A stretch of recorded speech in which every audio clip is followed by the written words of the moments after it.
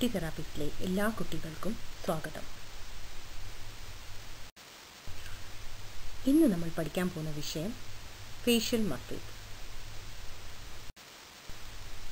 Muscles അല്ലെങ്കിൽ മാംസപേശി ഒരാളുടെ ഒരു പ്രത്യേക ഭാഗം ചലിപ്പിക്കുന്നതിനായി ചുരുങ്ങുകയും വിശ്രമിക്കുകയും ചെയ്യുന്ന ഒരു പേശി. ഇതിൻ്റെ പ്രവർത്തനം ശരീരത്തിൻ്റെ വിവിധ ഭാഗങ്ങളുടെ ചലനത്തെ സഹായിക്കുന്നതിനും ഭാവം നിലനിർത്തുന്നതിനും ദഹന വ്യവസ്ഥയിൽ രക്തം, ലിംഫ്, ഭക്ഷണം എന്നിവ കടന്നു പോകാൻ സഹായിക്കുന്നു. പേശികളുടെ തരങ്ങൾ: ഹൃദയം, അസ്ഥികൂടം, മിനുസമാർന്ന പേശികൾ എന്നിവയാണ് മനുഷ്യ ശരീരത്തിൽ കാണപ്പെടുന്ന 3 തരം പേശികൾ. ഹൃദയപേശി ഹൃദയത്തിൻ്റെ അനിയന്ത്രിതമായ പേശിചലനം. അസ്ഥികൂടം അസ്ഥികളുടെ സ്വമേധയാ ഉള്ള ചലനങ്ങൾ ശരീരത്തിൻ്റെ ശാരീരിക ചലനങ്ങളായ നടത്തം, ഓട്ടം തുടങ്ങിയവയെ സഹായിക്കുന്നു. മിനുസമാർന്ന പേശി ദഹനം, മൂത്രം, ശ്വസനം തുടങ്ങിയ അനിയന്ത്രിതമായ പേശിചലനങ്ങൾ.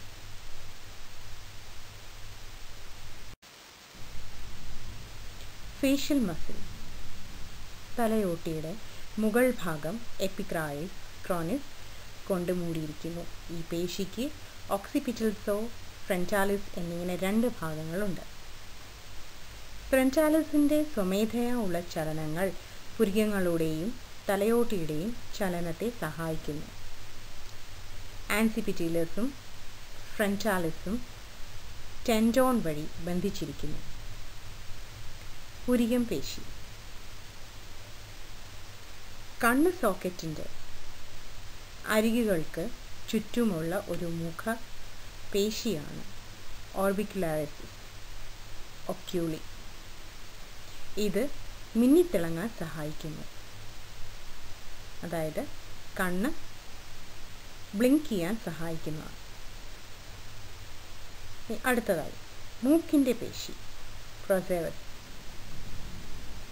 മൂക്കിൻ്റെ പാലം മുതൽ പുരികങ്ങൾക്കിടയിൽ മുകളിലേക്ക് നീളുന്നു.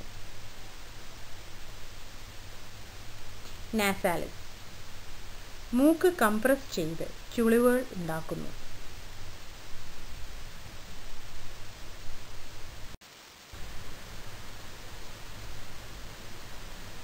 മസിൽ ഓഫ് ദ മൗത്ത് ഈ പേശി, അതായത് ക്വാഡ്രാറ്റസ് ലാബി ഇൻഫീരിയസ്, ഈ പേശി ചുണ്ടിൻ്റെ മുകൾ ഭാഗത്തിന് ചുറ്റും ചുണ്ടുകൾ ഉയർത്തി വായ് തുറക്കാൻ സഹായിക്കുന്നു. ക്വാഡ്രേച്ചർ ലാബി ഇൻഫീരിയർ ചുണ്ടിൻ്റെ താഴ്ഭാഗത്തിന് ചുറ്റും. ബുക്കിനേറ്റർ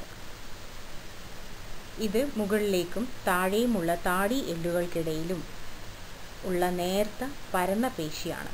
കവിളുകളുടെ ആകൃതി ഈ പേശിക്ക് കാരണമാകുന്നു.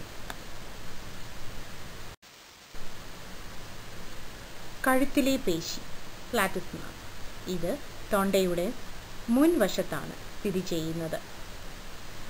സങ്കടത്തിൻ്റെ പ്രകടനം ഈ പേശി മൂലമാണ്. അടുത്തത് കഴുത്തിൻ്റെ ഇരുവശത്തും വ്യാപിക്കുന്ന ഏറ്റവും വലിയ സെർവിക്കൽ പേശിയാണ്. തലയുടെ ചലനം ഈ പേശി മൂലമാണ്. ലാറ്റിസിമസ് ഡോർസി കഴുത്തിൻ്റെ പുറകിലെയും പിന്നിലെയും മുകൾ ഭാഗവും മധ്യഭാഗവും മൂടുന്നു. വലുതും ചെറുതുമായ പെക്ടോറാലിസ് നെഞ്ചിൻ്റെ മുൻഭാഗത്തെ മൂടുന്നു.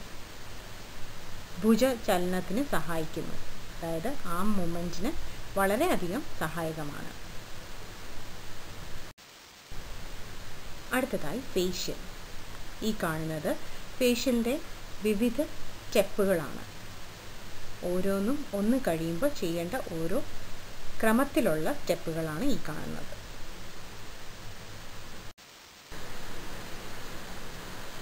പ്രിപ്പയറിംഗ് ഫോർ ദ ഫേഷ്യൽ ഫേഷ്യലിന് തയ്യാറെടുക്കുന്നത്. സലൂൺ ഫേഷ്യൽ ക്ലൈൻറ്റിനെ സ്പെഷ്യലിസ്റ്റ് ചികിത്സകളിൽ നിന്നും ഉപകരണങ്ങളിൽ നിന്നും പ്രയോജനപ്പെടുത്താൻ അനുവദിക്കുന്നു. ഇത് നമുക്ക് പലപ്പോഴും വീട്ടിൽ കിട്ടാതെ പോകുന്ന കുറേ ട്രീറ്റ്മെൻറ്റ്സ് ആണ്. ചികിത്സയ്ക്കിടയിൽ സമയം പാഴാക്കാതിരിക്കാൻ അല്ലെങ്കിൽ ആവാതിരിക്കാൻ നമ്മൾ എപ്പോഴും ചിട്ടയോടെ കാര്യങ്ങൾ നേരത്തെ തന്നെ ഓർഗനൈസ് ചെയ്ത് വെക്കണം. അടുത്തത് preparing the treatment area. Client കിടന്നോ അല്ലെങ്കിൽ സെമി റിക്ലൈനിങ് പൊസിഷൻ അല്ലെങ്കിൽ ചാരിയിരിക്കുന്ന പൊസിഷനിലോ തെറാപ്പിസ്റ്റിന്, ഒരു ബ്യൂട്ടി തെറാപ്പിസ്റ്റിന് ബാക്കിൽ നിന്ന് വർക്ക് ചെയ്യാൻ പറ്റും. ചികിത്സയുടെ വിജയത്തിന് പ്രധാനമായ മൊത്തത്തിലുള്ള വിശ്രമത്തിന് ഇത് സഹായിക്കുന്നു.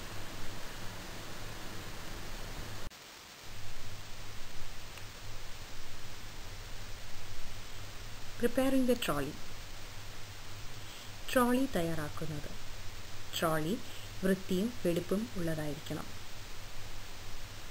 ആവശ്യത്തിന് സാധനങ്ങൾ സംഭരിച്ചിരിക്കണം. ഉൽപ്പന്നങ്ങൾ ഒരു ലോജിക്കൽ ക്രമത്തിൽ ക്രമീകരിക്കാൻ നിങ്ങൾക്ക് തിരയാതെ തന്നെ അവയിലേക്ക് എത്താൻ പറ്റും. നിങ്ങൾക്ക് ആവശ്യമായ സാധനങ്ങൾ: ചർമ്മ സംരക്ഷണ ഉൽപ്പന്നങ്ങളുടെ തിരഞ്ഞെടുപ്പ്, കോംഡോൺ എക്സ്ട്രാക്ടർ, വൃത്തിയുള്ള spatula, cotton buds, tissues, head band, hand towels, mask sponges, കൈക്കണ്ണാടി അല്ലെങ്കിൽ ഹാൻഡ് മിറർ, 4 ബൗളുകൾ നമുക്ക് ആവശ്യമുള്ളത് ജ്വല്ലറി വയ്ക്കാൻ, ആഭരണങ്ങൾ വയ്ക്കാൻ, കോട്ടൺ വയ്ക്കാൻ, വൂൾ വയ്ക്കാൻ, ഫേസ് മാസ്കുകൾ, പേസ്റ്റ് അതെല്ലാം വയ്ക്കാൻ വേണ്ടിയിട്ടാണ് നമ്മൾ 4 ബൗളുകൾ വയ്ക്കുന്നത്. ഫേഷ്യൽ മസാജ് ബെനിഫിറ്റ്സ് എന്തൊക്കെയാണെന്ന് നമുക്ക് നോക്കാം. പിരിമുറുക്കം കുറയ്ക്കുന്നു, ചുളിവുകൾ ശമിപ്പിക്കുന്നു, ബ്ലഡ് സർക്കുലേഷൻ വർദ്ധിപ്പിക്കുകയും ചർമ്മത്തെ സുഖപ്പെടുത്തുകയും നന്നാക്കുകയും പുനർജീവിപ്പിക്കുകയും ചെയ്യുന്നു. പേശികളെ ടോൺ ചെയ്ത് ചർമ്മത്തെ ഉയർത്തുന്നു അല്ലെങ്കിൽ ലിഫ്റ്റ് ചെയ്യുന്നു. കൊളാജൻ ഉത്പാദനം, ചുളിവുകൾ, സ്ഥാപനങ്ങൾ എന്നിവ പുറന്തള്ളുകയും ചർമ്മത്തെ നന്നായിട്ട് ടൈറ്റൻ ചെയ്യുകയും ചെയ്യുന്നു.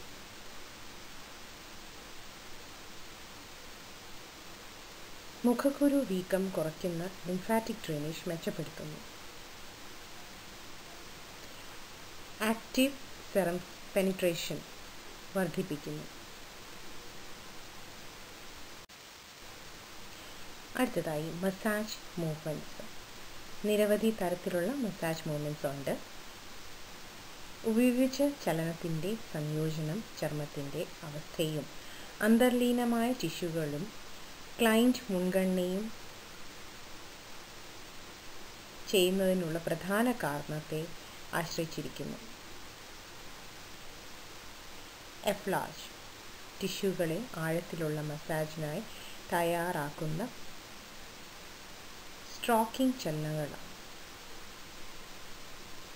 അതിൻ്റെ പ്രഭാവം എന്ന് പറയുന്നത് സ്റ്റിമുലേഷൻ ഓഫ് ബ്ലഡ് സപ്ലൈ, അതായത് രക്തവിതരണത്തിന് ഉത്തേജനം, അതുപോലെ തന്നെ നന്നായിട്ടൊരു റിലാക്സേഷൻ.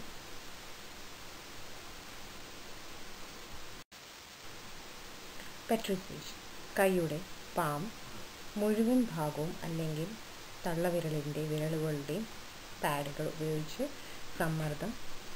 സമ്മർദ്ദ ചലനങ്ങൾ, ഉദാഹരണത്തിന് കുഴയ്ക്കുക, മുട്ടുകുത്തുക, ഉരുളുക, നുള്ളുക എന്നിവയൊക്കെ. ഇതിൻ്റെ ഇഫക്ട്സ് എന്തൊക്കെയാണെന്ന് നമുക്ക് നോക്കാം. ചർമ്മം വളരെ സ്മൂത്തായിരിക്കും, വ്യക്തവും ഉന്മേഷദായകവുമായി കാണപ്പെടുന്നു. മസിൽ ഫൈബർ ശാന്തമാക്കും, കോശങ്ങൾക്ക് ഓക്സിജനും പോഷകവും നൽകുന്നു. അടുത്തതായി വൈബ്രേഷൻസ്. ഇവ നിർവഹിക്കാൻ വളരെ പ്രയാസമുള്ള ഒരു മൂവ്മെൻ്റാണ് അല്ലെങ്കിൽ ചലനമാണ്. താഴത്തെ കൈകളുടെയും പേശി അതിവേഗം ചുരുങ്ങുകയും വിശ്രമിക്കുകയും ചെയ്യുന്നു. അങ്ങനെ കൈവിരലോ ഉപയോഗിച്ച് നേരിയ വിറയലോ ഉണ്ടാക്കുന്നു. ഇതിൻ്റെ ഫലങ്ങൾ ക്ഷീണം, പേശിവേദന എന്നിവയിൽ നിന്ന് നല്ലൊരു റിലാക്സേഷനാണ്. ടാപ്പോട്ട്മെൻറ്റ്. പെർക്കഷൻ ചലനങ്ങൾ, ഉദാഹരണത്തിന് ടാപ്പിംഗ്, ക്ലാപ്പിംഗ് എന്നിവയെ ചർമ്മത്തെ കംപ്രസ് ചെയ്യാതെ ലഘുവായി നടത്തുന്നു. ഇതിൻ്റെ ഇഫക്റ്റുകൾ സ്കിന്നിനെ നന്നായിട്ട് ടോൺ ചെയ്യുകയും അതുപോലെ തന്നെ ടൈറ്റൻ ചെയ്യുകയും ചെയ്യുന്നു. ബ്ലഡ് ഫ്ലോ ഇംപ്രൂവ് ചെയ്യുന്നു. ഇനി നമുക്ക് അടുത്ത ടോപ്പിക്കിലോട്ട് പോകാം.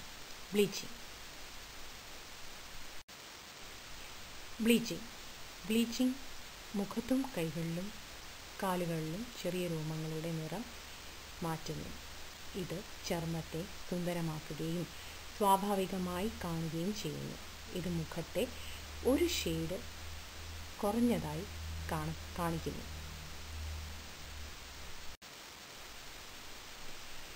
Advantages and disadvantages. അഡ്വാൻറ്റേജസ് അല്ലെങ്കിൽ ഗുണങ്ങൾ എന്തെല്ലാം? നല്ല ഫെയർ ആയിട്ട് തോന്നിക്കാം. തൽക്ഷണം ഫലം, അതായത് ഇതിനൊരു ഇൻസ്റ്റൻ്റ് ആയിട്ടുള്ള ഒരു റിസൾട്ടാണ് കിട്ടുന്നത്. അതുപോലെ തന്നെ സൺ ടാൻ റിമൂവ് ചെയ്യാൻ ഏറ്റവും നല്ലൊരു സാധനമാണ് ബ്ലീച്ച്, അല്ലെങ്കിൽ ഒരു ട്രീറ്റ്മെൻറ്റാണ്. ഇനി അടുത്തതായി ഇതിൻ്റെ ഡിസഡ്വാൻറ്റേജസ്. ഇതിൽ അടങ്ങിയിരിക്കുന്ന അല്ലെങ്കിൽ ഇതിലുപയോഗിക്കുന്ന രാസവസ്തുക്കൾ മുഖത്തെ രോമം വർദ്ധിപ്പിക്കുന്നു. നിരന്തരം ചെയ്യുന്നത് കൊണ്ട് ഇതിൽ അടങ്ങിയിരിക്കുന്ന കെമിക്കൽസ് കാരണം നമ്മളുടെ ത്വക്കിനത് കേടായിട്ട് ഭവിക്കുന്നു. ബ്ലീച്ച് ചെയ്യുന്നതിന് മുന്നേ തന്നെ നമ്മളൊരു പാച്ച് ടെസ്റ്റ് ചെയ്യേണ്ടത് അനിവാര്യമാണ്. ബ്ലീച്ചിൽ അടങ്ങിയിരിക്കുന്നത് ഹൈഡ്രജൻ പെറോക്സൈഡ്, അമോണിയ തുടങ്ങിയ രാസവസ്തുക്കളാണ്. അതിനാൽ തന്നെ ഒരു ചികിത്സ ചെയ്യുന്നതിന് മുന്നേ പാച്ച് ടെസ്റ്റ് നടത്തുന്നത് നല്ലതാണ്.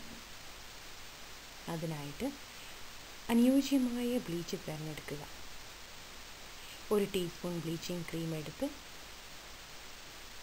2 ഗ്രെയിൻ അമോണിയ എടുത്തിട്ട് അതിലോട്ട് ചേർത്ത് നന്നായി ഇളക്കുക. ചെവിക്ക് പിന്നിൽ ബ്ലീച്ച് ഉപയോഗിച്ച് 10 മുതൽ 15 മിനിറ്റ് കാത്തിരിക്കുക. ഒരു അലർജി ഉണ്ടെങ്കിൽ ബ്ലീച്ച് ഒഴിവാക്കുക. അലർജി ഒന്നുമില്ലെങ്കിൽ തുടരാം.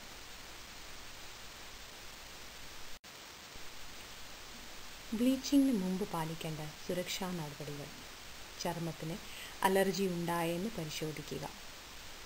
കത്തുന്ന സെൻസേഷൻ, അലർജി ഉണ്ടെങ്കിൽ ഐസ് ക്യൂബുകൾ തടവുക.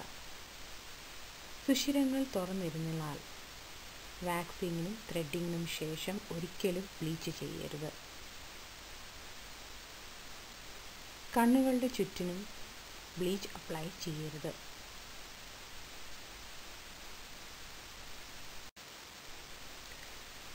ഇനി നമ്മൾ പഠിച്ചത് ഫേഷ്യൽ മസിൽസിനെ കുറിച്ചും ഫേഷ്യൽ സ്റ്റെപ്സിനെ കുറിച്ചും അതുപോലെ തന്നെ ബ്ലീച്ചിങ്ങിനെ കുറിച്ചുമാണ്.